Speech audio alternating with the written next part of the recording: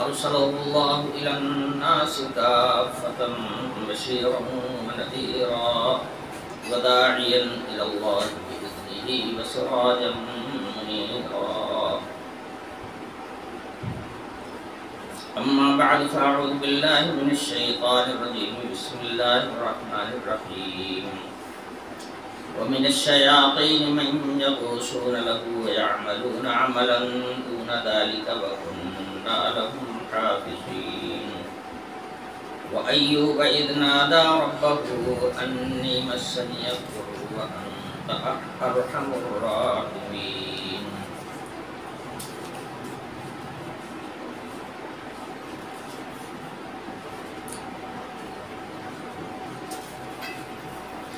فاستجبنا له فكشفنا ما به من ضر وآتيناه أهله ومثلهم معهم رحمة منا وذكرى للعابدين.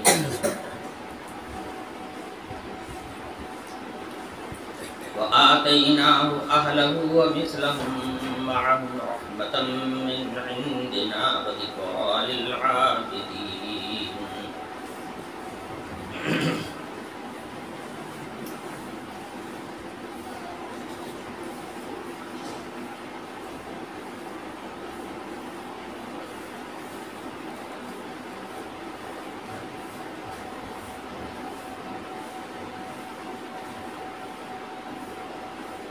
تعالی شانہ کی وہ نعمتیں جو خصوصیت کے ساتھ بعض انبیاء علیہ السلام پر نازل ہوئی، ان کا ذکر چل رہا ہے۔ پچھلی آیتوں میں حضرت داؤد اور حضرت سلیمان علیہ السلام کا ذکر ہوا کہ ان بزرگوں کے لیے اور ان اللہ کے فرشتہ پیغمبروں کے لیے اللہ پاک نے دنیا کی سخت ترین مخلوق کو ان کا تابع فرمان بنا دیا تھا۔ مثلا پہاڑوں کو ان کے لیے مسخر کر دیا گیا۔ پہاڑ تسبیح کرتا تھا انہیں دیکھ کر۔ اب پہاڑ کوئی زبان رکھنے والی چیز تو نہیں ہے، بولنے والی چیز تو نہیں ہے، مگر یہ اعزاز ہے اللہ پاک کا اپنے پیغمبر کے لیے کہ پہاڑ کو بھی ان کے تابع فرمان بنا دیا، اور جو حکم دیں اس حکم کو پورا کرنے کے لیے پہاڑ بھی تیار ہے۔ مسخر ہونے کے معنی یہی ہے کہ پہاڑ بھی ان کا حکم ماننے کے لیے اور ان کے حکم کو پورا کرنے کے لیے تیار ہے۔ لوہے کو اللہ پاک نے حضرت داؤد علیہ السلام کے لیے نرم فرما دیا، جس میں بعض مفسرین کا کہنا یہ ہے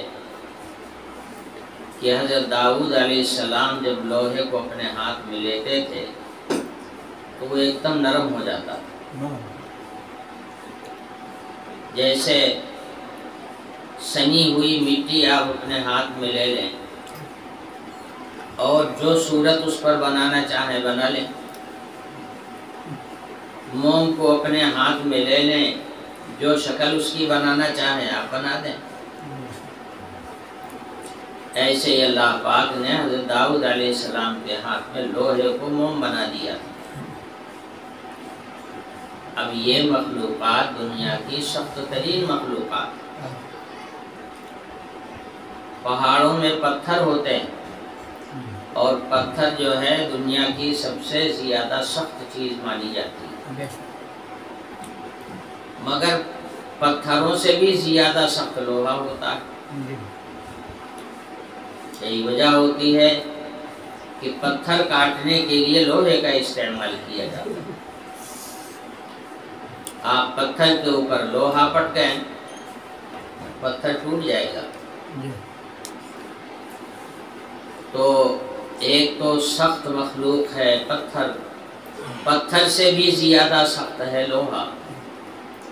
اتنی سخت چیزوں کو جو دنیا میں اپنی مثال آپ رکھتی ہیں اور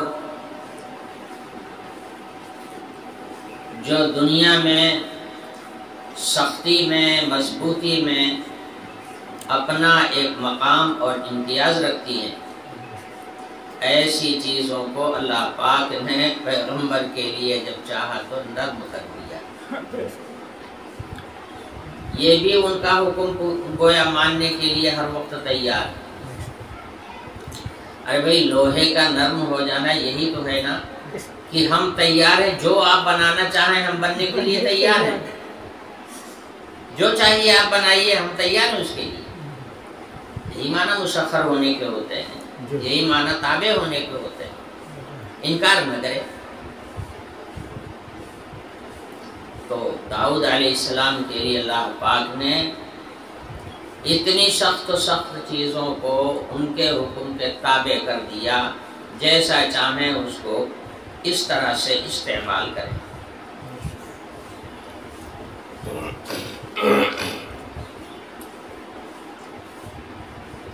یہ تو بڑی سخت چیزیں ہیں جس کے اوپر انسان کا کنٹرول نہیں تھا،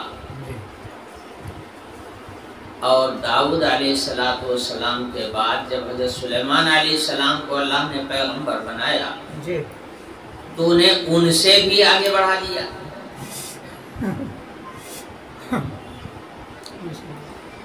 بیٹے کو باپ سے بھی آگے بڑھا دیا۔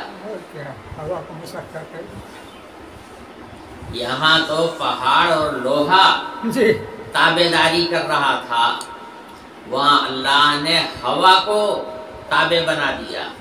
سلیمان علیہ السلام کے لیے ہوا کو تابع بنا دیا۔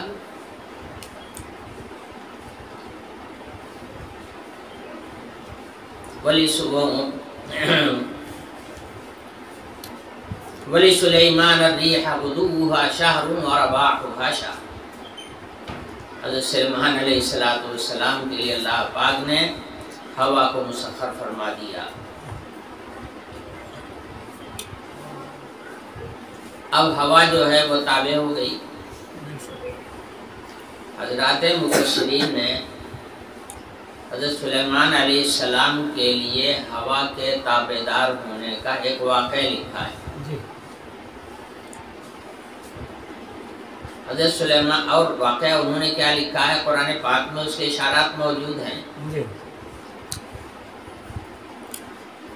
حضرت سلیمان علیہ السلام کو اللہ تعالیٰ نے دنیاوی جاہ و جلال، مال و دولت، حشم خدم، اولاد خاندان، ہر چیز سے اللہ پاک نے مالا مال کر دیا تھا۔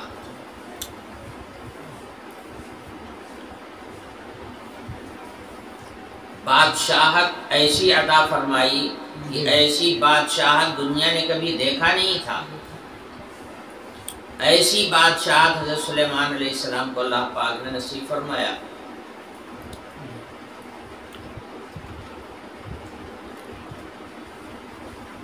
پوری دنیا کا چکر لگانا، پوری دنیا کا دورہ کرنا، اور پوری دنیا میں ہر جگہ اپنے حکم کو نافذ کرنا، یہ کمال ہے حضرت سلیمان علیہ السلام کا جو اللہ پاک کے دینے سے ملا۔ ایک روز حضرت سلیمان علیہ السلام اپنے فوجی گھوڑوں پر بہت خوش تھے۔ گھوڑا جو ہے یہ جنگی جانور کہلاتا ہے، یہ میدان جنگ میں ایسے ہی لڑتا ہے جیسے انسان لڑتے ہیں۔ بڑی سوجھ بوجھ والا جانور ہے، بہت سمجھدار ہوتا ہے، خطرات کو پہلے سے بھانپ لیتا ہے، خطرے کے راستے میں وہ قدم نہیں بڑھاتا آگے۔ اللہ نے اتنی سمجھ اس کو عطا کی ہے۔ تو اپنے جنگی سامانوں میں جنگی گھوڑوں پر حضرت سلیمان علیہ السلام بہت خوش تھے کہ ہمارے گھوڑے بڑا اچھا کارنامہ انجام دے رہے ہیں، اور قیمتی سے قیمتی، بہتر سے بہتر گھوڑے حضرت کے پاس موجود تھے۔ تو ایک روز حضرت نے فرمایا کہ گھوڑوں کو میرے سامنے سے گزارو، میں ان کا معائنہ کروں گا۔ تو حضرت اپنی کرسی پر بیٹھے ہوئے ہیں اور گھوڑے جو ہیں حضرت کے سامنے سے گزارے جا رہے ہیں، گھوڑوں کو دیکھ رہے ہیں۔ اب گھوڑوں کی پہچان بھی تو حضرت کو حاصل تھی، کون گھوڑا کتنا قیمتی ہوتا ہے، کس گھوڑے میں کیسی صلاحیت ہوتی ہے، کیا کیا کمالات کس قسم کے گھوڑوں میں ہوتے ہیں، وہ سب حضرت کو معلوم تھے۔ تو اچھے گھوڑے سب سامنے سے گزارے جا رہے ہیں اور حضرت ان کا معائنہ فرما رہے ہیں۔ یہی معائنہ کرنے میں اتنا انہماک ہوا، اتنا انہماک ہو گیا کہ عصر کی نماز بھول گئے، سورج غروب ہو گیا، عصر کی نماز قضا ہو گئی۔ اب جب سورج ڈوبنے کو ہوا تو حضرت کو خیال آیا، عصر کی نماز تو ابھی رہ گئی تھی۔ تو حضرت نے فرمایا کہ جو چیز اللہ سے غافل کر دے وہ چیز رکھنے کے قابل نہیں ہوگی۔ دنیا کی دولت، دنیا کی ثروت، دنیا کی طاقت، جو کچھ بھی ہے اس کا استعمال اللہ کی رضا کے لیے ہونا چاہیے، اور وہی چیز مومن کے لیے مفید ہے جو اللہ کی رضا میں کام ہو،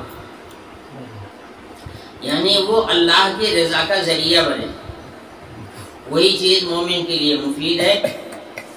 اور ایسی چیز جو رضائے الہی کا ذریعہ بنے وہ عبادت ہے۔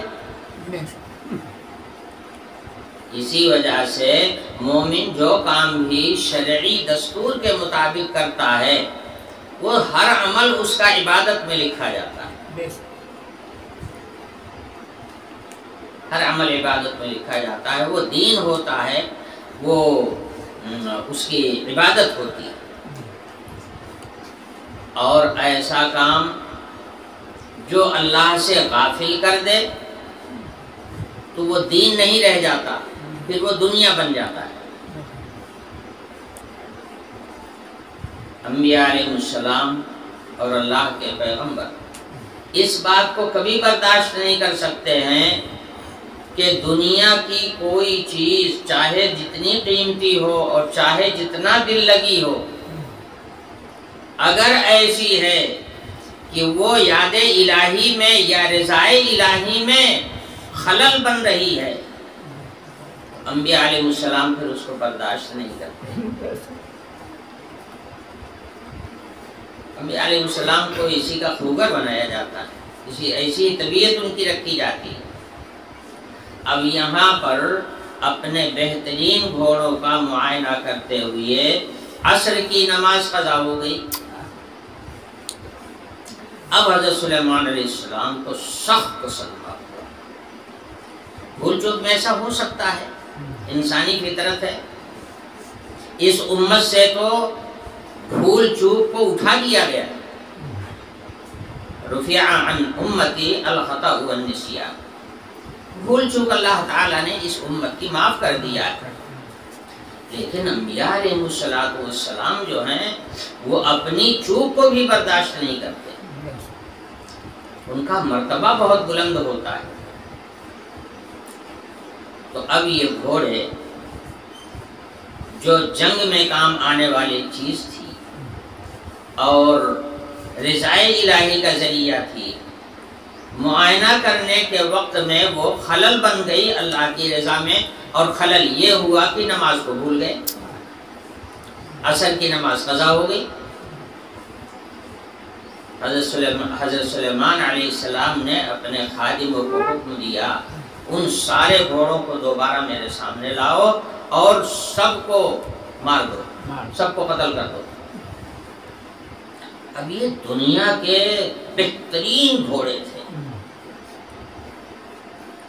صرف اس بنا پر یہی گھوڑے اللہ تعالی کی جانب سے غافل ہونے کا سبب بن گئے، انہی کے اندر منہمک ہو کر میں یاد خدا سے غافل ہو گیا تھوڑی دیر کے لیے، تو یہ چیز تو ہماری دین نہیں رہی، یہ تو ہماری دنیا بن گئی، یہ تو ہمارے لیے رضائے الہی میں رکاوٹ کا سامان بن گئی۔ حضرت نے فرمایا سارے گھوڑوں کو دوبارہ میرے سامنے لاؤ اور سب کو قتل کر دو۔ اب بادشاہ کا حکم تھا، کسی معمولی آدمی کا حکم تو تھا نہیں کہ اس میں کوئی رائے مشورہ دے، بادشاہ وقت کا حکم تھا، وہ بادشاہ بھی ہیں اور اللہ کے پیغمبر بھی ہیں، قتل کرا دیا، حکم دے دیا، سب قتل ہو گئے، سارے گھوڑے قتل۔ انہی گھوڑوں سے خوش ہو رہے تھے اور انہیں میں منہمک ہو کر کے مشغول ہو کر کے غافل ہوئے، اب انہی گھوڑوں کو قتل بھی کرا رہے۔ یہ اتنی بڑی قربانی تھی، گویا یہ اپنے گناہ کا کفارہ تھا کہ جو چیز رکاوٹ بنی ہے یاد الہی میں، ہم اسی چیز کو سامنے سے ہٹا دیتے ہیں، اسی کو ختم کر دیتے ہیں۔ نہ رہے گا بانس، نہ بجے گی بانسری، نہ یہ چیز رہے گی اور نہ میری غفلت کا سامان بنے گی، ہٹا دیا اس کو سامنے سے۔ حق تعالی شانہ کی بارگاہ میں ان کا یہ عمل اتنا پسند کیا گیا اور اتنا مقبول ہوا۔ دیکھیے اس زمانے میں دنیا میں سب سے اونچی سواری جو تھی وہ گھوڑا تھا، اس سے اونچی اور اس سے اچھی کوئی سواری دنیا میں نہیں تھی، سب سے اچھی سواری تھی۔ یاد الہی میں رکاوٹ بنی تھوڑی دیر کے لیے، اس کا وجود ہی مٹا دیا، حضرت قربان کر دیا ان کو۔ اللہ پاک نے ان کے اس عمل کو ایسا مقبول فرمایا کہ گھوڑا سب سے عمدہ سواری تھی، اس کو تم نے میری وجہ سے ختم کیا، تو اب چلو ہم اس سے بڑھیا سواری تمہیں دے دیتے ہیں، اور وہ ہے جہاز کی سواری۔ ابھی تک گھوڑے مسخر تھے آپ کے لیے، اب آج سے ہم نے آپ کے لیے ہوا کو مسخر کر دیا۔ گھوڑے سے کتنا دور چلتے؟ گھوڑے کی دوڑ ایک منزل تھی۔ پچھلے زمانے میں جو چلنے کے راستے بنتے تھے 16 میل پر ایک منزل بنتی تھی، اور ایک گھوڑا جو دوڑایا جاتا تھا تو ایک منزل چلتا تھا، ایک منزل کے بعد پھر گھوڑے کو کھول دیا جاتا، وہ چرے کھائے پیے آرام کرے، اب اس کو جوتا نہیں جاتا، یہ اس زمانے کا دستور تھا۔ 16 میل پر ایک منزل ہوتی تھی، ایک گھوڑے کو ایک منزل تک لے جایا جاتا تھا، اس کے بعد پھر اس کو چھوڑ دیا جاتا تھا۔ اسی طرح ڈاک چلتی تھی، اسی طرح سے لوگ بھی چلتے۔ تو گھوڑا سب سے عمدہ سواری، سب سے بہترین سواری دنیا کی، چلتی کتنا تھی؟ دن بھر میں ایک منزل یعنی 16 میل۔ حضرت سلیمان علیہ السلام کی اس وفا شعاری اور اللہ کی اس اطاعت کے جذبے کو اللہ پاک نے ایسا سراہا کہ اس کے بدلے میں ہوا کو مسخر کر دیا، اور ہوا کی جو سواری حضرت سلیمان علیہ السلام کو ملی یہ ایسی سواری تھی کہ 1 مہینہ آدمی جتنا سفر کرتا اتنا سفر تو حضرت صرف صبح کے وقت میں کر لیتے۔ غدوها شہر ورباحها شہر، صبح کے وقت سوار ہوتے تھے 1 مہینے کی مسافت طے کرتے، اور شام کے وقت جب سوار ہوتے تو 1 مہینے کی مسافت طے کرتے۔ لکھا ہے کہ حضرت صبح کے وقت میں ایلیا سے چلتے اور وہاں سے 1 مہینے کی مسافت تھی، مقام تھا استخر۔ صبح کے وقت میں چلتے، استخر پہنچتے دوپہر کو، اور وہاں دوپہر کو آرام کیا جاتا، کھانا پینا قیلولہ یہ سب کچھ ہوتا، دوپہر کو آرام کرتے وہاں۔ اور شام کے وقت میں یعنی دوسرے پہر میں پھر وہاں سے چلتے تو 1 مہینے کی مسافت پھر طے کر لیتے، کبھی ایلیا واپس آ جاتے اور کبھی کسی دوسرے علاقے میں چلے جاتے جہاں بھی جانا ہوتا۔ تو گھوڑا تو صرف 16 میل کی منزل طے کرتا تھا، ہوا 1 مہینے کی مسافت کی ساری منزلیں صرف صبح کے وقت میں اور شام کے وقت میں طے کر رہا ہے۔ ایسی بہترین اور عمدہ سواری اللہ پاک نے اپنے پیغمبر کو عطا فرما دیا۔ یہ بدلہ کس چیز کا تھا؟ اپنی محبوب چیز کو اللہ کے لیے قربان کیا تو اللہ نے اس سے بہتر نعمت عطا فرما دی۔ یہ ہے اللہ پاک۔ جب آدمی اپنی محبوب چیز کو، اپنی پسندیدہ چیز کو اللہ کی راہ میں قربان کرتا ہے تو اس سے بہتر نعمت اللہ تعالیٰ عطا فرماتے ہیں۔ اسی لیے ہم لوگ عید الاضحیٰ کے موقع پر جو قربانیاں پیش کرتے ہیں اللہ کی بارگاہ میں، ان کے متعلق اللہ پاک نے ارشاد فرمایا کہ اچھے جانور ہونا چاہیے۔ جی جی اچھے جانور۔ حضور اکرم صلی اللہ علیہ وسلم نے تعلیم دی ہم لوگوں کو، سمنوا ضحایاکم فإنها علی الصراط مطایا۔ اپنی قربانی کے جانوروں کو خوب اچھی طرح سے پال کر کے موٹا تازہ فربا بنایا کرو اور اس کے بعد قربان کیا کرو، تاکہ اچھا ایک حکم یہ بھی دیا گیا کہ جس جانور کی قربانی کرنا ہو اس کو اپنے آپ سے مانوس کیا کرو، یعنی صبح کو تھوڑی سی روٹی ووٹی کچھ کھلا دیا کرو تاکہ وہ تمہیں پہچانے، تم اسے پہچانو۔ جب اتنا دل میں سمایا ہوا جانور ہوگا اور اس کو صرف اللہ کی رضا کے لیے اس کے گلے پر چھری چلاؤ گے تو چھری تو چل رہی ہوگی بکرے کے اوپر، مگر کٹ رہا ہوگا آپ کا اپنا جگر،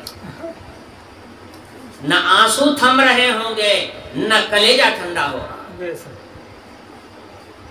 اتنی تکلیف ہوگی اس وقت میں جس وقت میں اس کو ذبح کریں۔ ہم نے دیکھا ہے خاص طور سے عورتیں اور بچے جن جانوروں کو پالتے ہیں، جب قربانی ہونے لگتی ہے تو سب کی آنکھوں میں آنسو جاری رہتے ہیں۔ یہ کہیں کے لیے اسی لیے ہے جب اپنی پسندیدہ اور اپنی محبوب چیز جس سے دل لگا ہوا ہے، اپنی محبوب چیز کو جب اللہ کی راہ میں اور اللہ کے نام پر آدمی قربان کرتا ہے تو اللہ تعالیٰ اس کے بدلے میں اس سے بہتر نعمت عطا فرماتے ہیں۔ ہم نے دیکھا ہے، یہ تجربے میں ہے یہ بات، جو لوگ جانور پال کر قربانیاں کرتے ہیں پھر کچھ دنوں کے بعد اللہ تعالیٰ ان کو اتنی وسعت دے دیتے ہیں کہ پھر ہر سال قربانی کے لیے بڑھیا سے بڑھیا جانور ان کے ہاں آتا، اچھا سے اچھا جانور ان کے پاس آتا ہے، ہمیشہ پھر ان کے ہاں قربانی ہوتی ہے۔ تو یہ اللہ تعالیٰ کا نظام ہے۔ بہرحال میں عرض کر رہا تھا کہ حضرت سلیمان علیہ السلام نے جب اپنے محبوب گھوڑوں کو رضائے الہی کے لیے قربان کر دیا تو اللہ پاک نے اس کے بدلے میں ان کے لیے ہوا کو مسخر فرما دیا۔ ابھی تک گھوڑے کی سواری کر رہے تھے، گھوڑے کی ضرورت ہی نہیں رہے گی، اللہ نے ہوائی جہاز دے دیا۔ میں نے پچھلے درس میں بتایا تھا کہ حضرت سلیمان علیہ السلام ہیں اس سرزمین پر سب سے پہلے ہوائی جہاز بنانے والے۔ اس کی شکل مفسرین نے لکھا ہے کہ حضرت کا جو جہاز تھا وہ لکڑی کا تھا، لکڑی کے تختے، بڑے بڑے تختے رہے ہوں گے، اب جو بھی ان کی شکل اس وقت میں رہی ہو، یہ تختے بچھائے جاتے تھے، اور پھر ان کے اندر بعض مفسرین نے لکھا ہے کہ 1000 ستون تھا کھمبا، 1000 ستون، اور ایک ایک ستون یعنی ایک ایک کھمبے میں 1000 خانے بنے ہوئے تھے، اور وہ جو بنایا گیا تھا وہ درمیان میں کھوکھلا تھا، یعنی باہر سے تو تختے لگے ہوئے ہیں اور اندر کھوکھلا خالی ہے۔ اس زمانے کے مفسرین لکھتے ہیں، زیادہ تر تو اسرائیلی روایات ہیں، اس زمانے کے مفسرین لکھتے ہیں کہ اس کے اوپر وہ جو جہاز تیار ہو جاتا، اب وہ اس عملہ تھا وہ ترنت تیار کرتا تھا، تیار ہو جاتا تو 3000 سے زیادہ کرسیاں اس کے اوپر رکھی جاتی تھی، جن میں سے کچھ کرسیاں سونے اور چاندی کی بھی ہوتی تھی۔ سونے کی کرسی تو حضرت کے لیے ہوتی تھی، حضرت سلیمان علیہ السلام کے لیے، اور چاندی کی کرسیاں جو ہوتی تھیں وہ اس زمانے کے جو علماء تھے ان کے لیے ہوتی تھی، ان عالموں کے بیٹھنے کے لیے ہوتی تھی، وہ سب ان کے ارکان دولت ہوتے تھے، یعنی ان کی پارلیمنٹ ہوتی تھی، اس کے ارکان ہوتے تھے۔ اس کے پھر پیچھے اور عام لوگوں کی کرسیاں ہوتی، اس کے پیچھے پھر جنات ہوتے تھے۔ حضرت جب بیٹھ جاتے اپنی کرسی پر تو مراقب ہو جاتے تھے اس کو، یعنی اللہ کی نعمت کی شکر گزاری، اور اللہ سے لو لگا کر کے بیٹھ جاتے تھے اپنی کرسی پر، پھر حضرت لوگوں سے بولتے نہیں تھے، بس اللہ تعالیٰ کی طرف متوجہ ہوتے تھے، مراقبے کی حالت ہوتی تھی، اور حکم ہوتا تو یہ جنات اور شیاطین پہلے تخت کو نیچے سے اٹھاتے تھے، اس کے بعد پھر اس کے اندر ہوا بھر جاتی تھی، اور اب ہوا کو حضرت جیسا حکم دیتے ویسا چلتی تھی، جس رخ پر کہیں اس رخ پر وہ جہاز جاتا تھا، اور جہاں پر چاہیں تیز اڑتا تھا، اور جہاں چاہتے تھے اس کو ہلکا کر لیتے تھے، دھیما کر لیتے تھے۔ اس طرح سے وہ جہاز لے کر کے حضرت کو اکیلے نہیں، حضرت کی پوری پارلیمنٹ پورا کا پورا لے کر کے وہ اڑتا تھا۔ اس لیے حضرت دنیا کے جس کونے میں جہاں بھی جس وقت بھی پہنچ جاتے، گویا پوری حکومت وہاں پر قائم ہو جاتی اسی وقت۔ تو حضرت سلیمان علیہ السلام کے لیے اللہ تعالیٰ پاک ارشاد فرما رہے ہیں کہ ہم نے ہواؤں کو مسخر کر دیا تھا، اور دوسری چیز جنات اور شیاطین کو بھی اللہ تعالیٰ نے حضرت سلیمان علیہ السلام کے لیے مسخر کر دیا تھا، یعنی جنات بھی ان کے حکم کے خلاف نہیں جا سکتے تھے، اور حضرت ان جناتوں سے بھی کام لیا کرتے تھے، بڑے بڑے کام ان کے ذریعے سے حضرت انجام دلوایا کرتے تھے۔ اسی کا ذکر ہے قرآن کی اس آیت میں، وَمِنَ الشَّيَاطِينِ مَن يَغُوصُونَ لَهُ وَيَعْمَلُونَ عَمَلًا دُونَ ذَلِكَ۔ شیاطین کو ہم نے مسخر کر دیا تھا جو حضرت کے لیے سمندر میں غوطہ مار کر وہاں سے ہیرے جواہرات لاتے تھے۔ اللہ تعالیٰ نے جواہرات سے بہت سارے جواہرات ہیں جن کو سمندر میں پیدا کیا ہے، کھارے دریاؤں میں پیدا کیا ہے۔ جو غوطہ خور ہوتے ہیں وہ غوطہ لگا کر کے ان چیزوں کو چن لاتے ہیں وہاں سے، اور بڑی قیمت پر وہ یہاں دنیا میں فروخت ہوتا ہے۔ تو یہ جواہرات کو اندر سے نکالنا، اب یہ مونگا ہے، موتی ہے، یہ چیزیں زمرد ہے، یہ سب چیزیں سب دریا میں پیدا ہونے والی ہیں، اور بڑی قیمتی چیزیں ہیں۔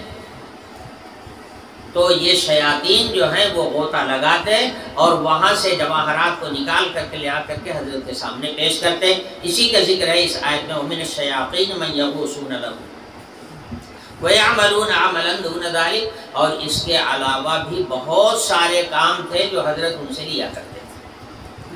تو ایک طرف ہوا کو مسخر کیا، دوسری طرف سے شیاطین اور جنات کی پوری قوم کو مسخر فرما دیا.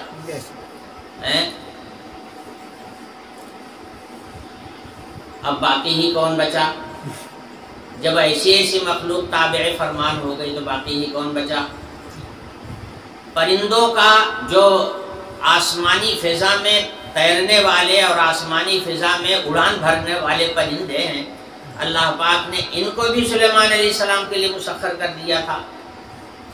مفسرین نے لکھا ہے کہ حضرت کا جہاز جب اڑتا تھا، بلکہ اڑنے سے پہلے ہی جب حضرت کا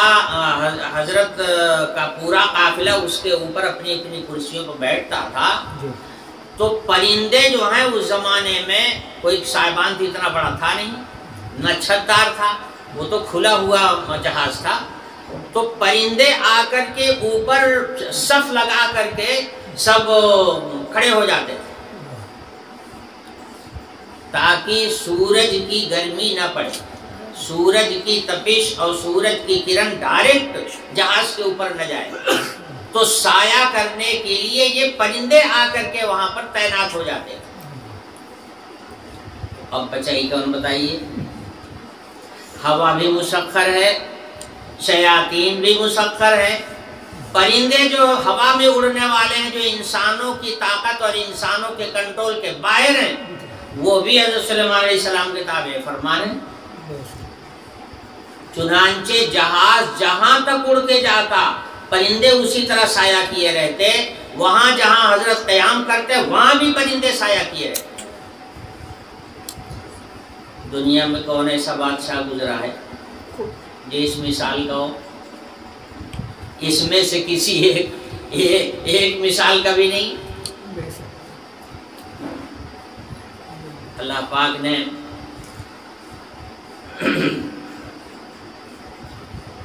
کیا ہے وَمَا يَنبَغِي لَهُ، وہ آیت ہے جس کا خلاصہ یہی ہے کہ اللہ پاک نے حضرت سلیمان علیہ السلام کو ایسی حکومت عطا فرمایا تھا جو کسی اور کے لیے مناسب ہی نہیں ہے.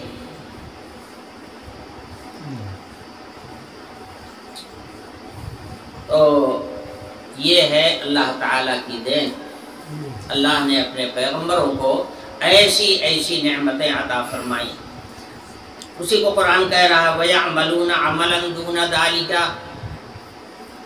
یہ شیاطین دریاؤں میں غوطہ لگا کر جواہرات بھی نکال کر لے آتے تھے اور بڑے بڑے سامان بھی تیار کرتے تھے، بڑی بڑی عمارتیں تیار کرتے تھے.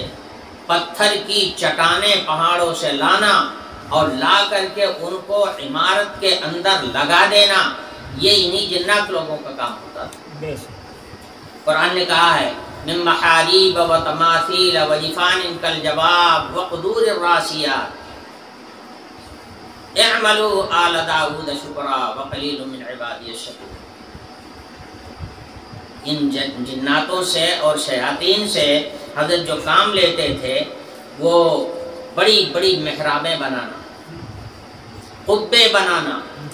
پچھلے زمانے میں قبے جو تھے وہ اینٹ کے نہیں بنتے تھے، بڑی بڑی چٹانوں کے بنتے تھے. آپ کو حیرت ہوگی، یہی اپنے ہی ملک میں جو مسلمان بادشاہوں کی بنائی ہوئی عمارتیں ہیں، شاہی مسجدیں ہیں، قلعے ہیں، وہاں جا کر کے آپ دیکھیے یہ جتنی لمبائی اس چھت کی ہے وہ اتنی موٹی موٹی چٹانیں رکھی ہوئی ہیں، اسی پر چھت پڑی ہوئی ہے، اسی پتھر کی چھت ہے اور اس کے نیچے اسی پتھر کو ایسے ڈھنگ سے لگایا گیا ہے کہ وہی بھیم کا بھی کام دے رہی ہے. حیرت ہوتی ہے کہ یہ پتھر اتنی اونچائی پہ اس زمانے میں چڑھے کیسے.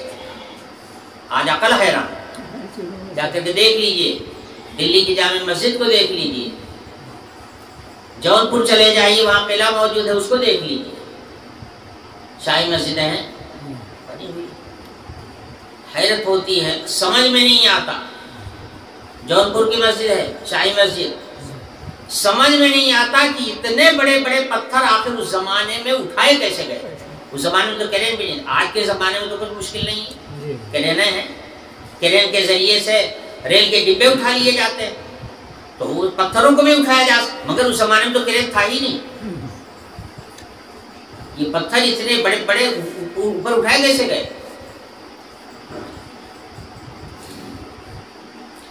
حضرت کا جو مقام، حضرت کا جو مکان تھا شاہی دولت خانہ، وہ تدمر میں تھا۔ تدمر ایک کوئی علاقہ ہے، جنگل میں ہے۔ حضرت نے وہاں پر اپنا جو قلعہ بنوایا تو جناتوں کو حکم دیا تھا کہ پتھر لا لا کر کے اور اس کی تعمیر کرو۔ آنن فانن میں لوگوں نے پتھر لا لا کر کے اور بڑی سے بڑی اعلیٰ شان عمارت تعمیر کر دیا۔ تو یہ بڑے بڑے کام تو قرآن نے بھی کہا ہے کہ حضرت سلیمان علیہ السلام کے لیے محراب ہے۔ محراب سے مراد وہی ہے بڑے بڑے قبے، بڑی بڑی اونچی اونچی عمارتیں یہ بناتے تھے۔ وتماثیل، اور اسی طرح سے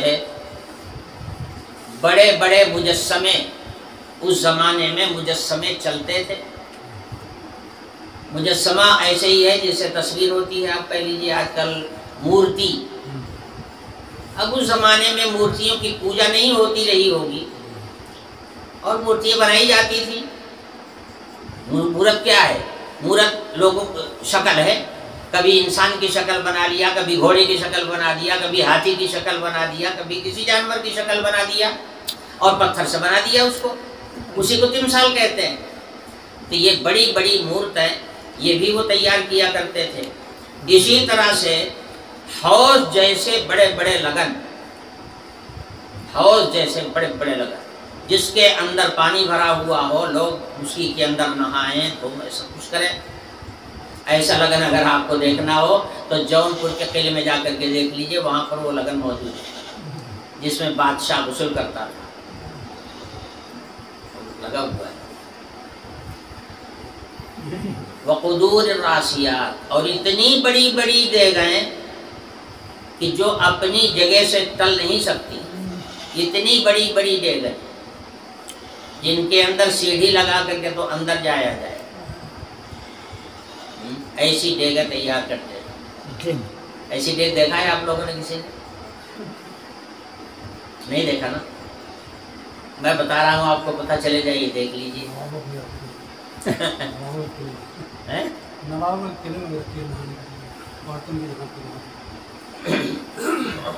ایسی دیگیں جس کے اندر کھانا پکتا ہے اور سیڑھی لگا کر اس میں اترتے ہیں تب کھانا نکالا جاتا ہے، اتنی بڑی بڑی دیگیں۔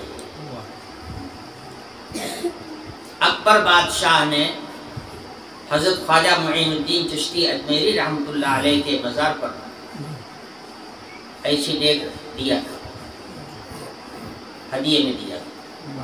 وہ دیگ وہاں آج بھی موجود ہے۔ وہ دیگ کیا ہے؟ اتنی اونچی ہے جتنا اونچا ہے کمرہ، اتنی اونچی، نیچے آگ جلتی ہے، روزانہ اس میں کھانا پکتا ہے، پکایا جاتا ہے۔ وہ لنگر کے نام سے مشہور ہے۔ اس میں جو کھانا تیار ہوتا ہے تمام آئے ہوئے مہمانوں اور مسافروں کو مفت میں تقسیم ہوتا ہے، لیکن لوگ لاتے بھی اسی طرح سے ہیں، کوئی آدمی خالی ہاتھ نہیں جاتا۔ حضرت کے یہاں زیارت کے لیے جو لوگ آتے ہیں کچھ نہ کچھ اپنے ساتھ میں لے کے آتے ہیں، تو دن بھر اس دیگ میں ڈالی جاتا ہے۔ اس میں چینی بھی پڑ رہی ہے، اس میں کاجو بادام بھی پڑ رہا ہے، اس میں چھوہارا بھی پڑ رہا ہے، اس میں چاول بھی پڑ رہا ہے، جو ہی لے کے آ رہا ہے وہی اس میں ڈال دے رہا ہے۔ یہاں تک کہ روپیہ پیسہ نوٹ جو ہے وہ بھی اسی میں لوگ ڈال دیتے ہیں۔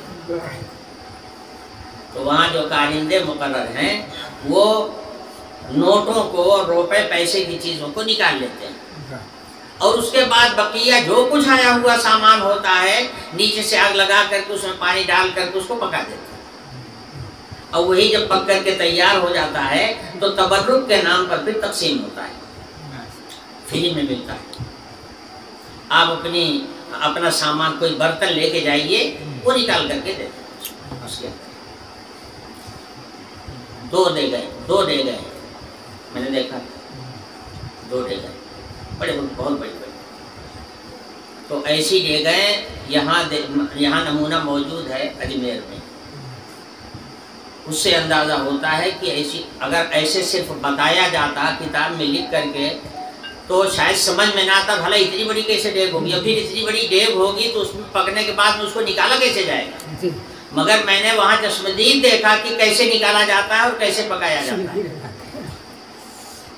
شام کو پکایا جائے گا، رات بھر پکے گا، اور صبح کے وقت میں پھر وہ جب نیچے سے آگ وغیرہ ہٹا دی جائے گی، ٹھنڈا ہو جائے گا، تو پھر صبح کو سیڑھی لگا کر کے اس کے اندر اترتے ہیں، پھر اس کو نکالتے ہیں، رسی کے ذریعے سے نکالا جاتا ہے، جیسے پانی بھرتے ہیں اپنے یہاں، اسے رسی کے ذریعے سے نکالا جاتا ہے۔ ایسی ڈیگیں دنیا میں ہیں، اور بڑے بڑے بادشاہوں نے دیا کہ ایک ڈیگ کے متعلق مشہور ہے کہ اکبر بادشاہ نے دیا تھا، اور ایک ڈیگ غالباً حضرت عالمگیر اورنگزیب رحمۃ اللہ علیہ نے دیا تھا۔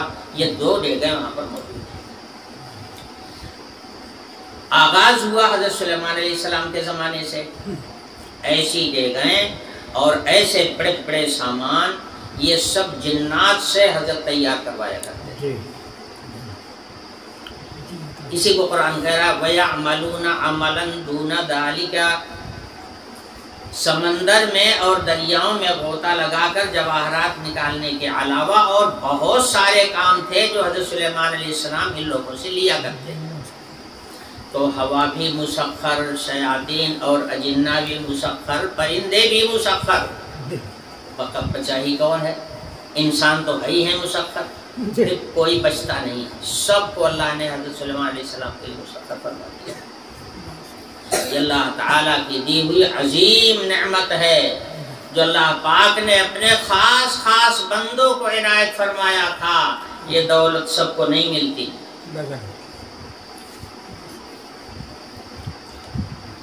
ایسی دولتیں سب کو نہیں ملا کرتی، اللہ تعالیٰ اپنے مخصوص بندوں کو عنایت فرماتے ہیں۔ وَكُنَّا لَهُمْ حَافِظِينَ، اور قرآن کہتا ہے کہ ان جناتوں کو شرارتوں سے محفوظ کرنے کا کام ہم لیا کرتے تھے، نگرانی ہم کرتے تھے۔ کیا مطلب؟ سمجھیے اس کو۔ جنات اور شیاطین کی طبیعت ایسی ہے کہ آپ کسی اچھے سے اچھے کام میں لگا دیجئے اس کو، اگر آپ کا حکم مانے تو وہ بہتر سے بہتر کام کریں گے، بڑھیا سے بڑھیا کام کریں گے، عمدہ سے عمدہ کام کر دیں گے، لیکن اس کے بعد ان کو فوراً دوسرا کام بھی چاہیے۔ اس کام سے فرصت ہونے کے بعد اگر آپ نے دوسرے کام میں لگا دیا تب تو خیریت ہے، اور اگر آپ نے کوئی دوسرا کام نہ دیا اور فرصت میں رہے تو اسی کام کو ادھیڑنے لگتے ہیں، اسی کو خراب بھی کر دیتے ہیں۔ میں نے غور کیا اس پر کہ ان کی یہ عادت کہاں سے آئی۔ ان کی اس عادت کا نمونہ اگر آپ دیکھنا چاہیں تو آپ بچوں میں دیکھیں، نادان بچے جو ہوتے ہیں نا، ناسمجھ بچے، ان کا حال بھی یہی ہوتا ہے۔ ایک چیز کو کچھ دیر تک تو خوب بڑھیا بنانے کی کوشش کریں گے، اور جب بن کے تیار ہو جائے گا کوئی کام نہیں رہے گا تو اسی کو ادھیڑنا شروع کریں گے۔ چھوٹے چھوٹے بچے گھروں کے ہیں ہم لوگوں کے، وہ روئیں گے ہم کو گاڑی چاہیے گاڑی چاہیے، آپ گاڑی لا دیں گے، بھیا گاڑی کہہ رہے ہیں تو آپ نے گاڑی لا دیا۔ اب گاڑی کو کیا کریں گے معلوم ہے آپ کو؟ گاڑی کو کچھ دیر تک تو اپنا شوق پورا کرنے کے لیے اس کو خوب چلائیں گے، دوڑائیں گے، چڑھائیں گے، اتریں گے، سب کچھ کریں گے، اور اس کے بعد جب ان کی طبیعت بھر جائے گی اس پر چڑھنے کے بعد میں، تو پھر اس کا ٹائر کھینچ لیں گے، اس کا ہینڈل کھینچ لیں گے، اس کی سیٹ کھینچ لیں گے، ادھر کریں گے ادھر کریں گے۔ یہ بچوں کی عادت ہوتی ہے، اسی لیے بچوں کو مسجدوں میں لانے سے منع کیا گیا ہے، نادان بچوں کو مت لایا کرو، سمجھے؟ تو یہ شیاطین کی طبیعت ایسی ہی ہوتی ہے جیسے نادان بچوں کی ہوتی ہے۔ جس کام میں لگیں گے خوب کریں گے اس کو، لیکن اس کے بعد اگر کوئی دوسرا کام نہ ملا تو اسی کو پھر سب خراب کر دیں، اس کو فاسد کر دیں۔ یہ ہوتی ہے عادت۔ حق تعالی شانو فرماتے ہیں کسی کی عادت کو بدلنا یہ ہمارا کام ہے، سب کا کام نہیں۔ بے شک اللہ، عادت بھی ہماری ہی بنائی ہوئی ہے، پھر اس عادت پہ کنٹرول کون کرے گا؟ میں ہی کر سکتا ہوں، دوسرا نہیں کر پائے گا۔ قرآن کہتا ہے وَكُنَّا لَهُمْ حَافِظِينَ۔ پھر ان جناتوں سے، جنات جب کام کر چکتے ہیں تو پھر ان کی اس طبیعت پر کنٹرول میں کرتا ہوں کہ وہ اسی چیز کو بنانے کے بعد بگاڑ ڈالتے ہیں، تو بگاڑنے سے بچانے کے لیے ان کے اوپر کنٹرول میں کرتا ہوں۔ وَكُنَّا لَهُمْ حَافِظِينَ۔ یہ آیتیں تھیں جس کا تعلق حضرت سلیمان علیہ السلام سے تھا۔ اب اس کے بعد حق تعالی شانہ چھٹے یا ساتویں پیغمبر کا ذکر فرما رہے ہیں، وہ ہیں حضرت ایوب علیہ السلام۔ لیکن اب ٹائم بھی ختم ہو گیا ہے، انشاءاللہ یہ ذکر جو ہے اگلے درس میں ہوگا۔